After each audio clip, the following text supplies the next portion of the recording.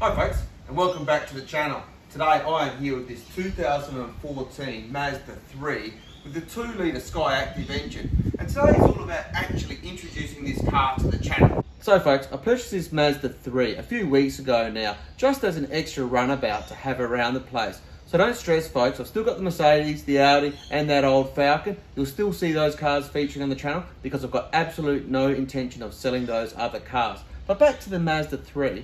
This car has genuinely been really surprising for me. I really love it. It's economical, and so far it is just proving to be an absolute blend of Corolla reliability, but European style. So let's have a closer look at it. So just looking at this car, you can see what I mean about the European styling. It's actually a really nice looking car. And look at the condition of this car, folks.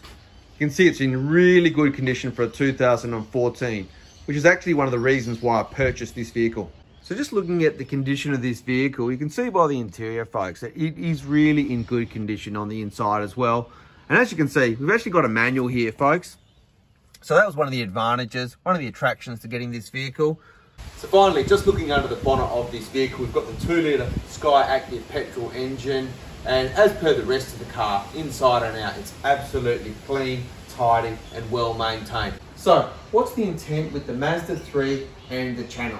Well folks, my intent with the channel and the Mazda 3 is to show absolute novices how to look after and service their Mazda 3 themselves.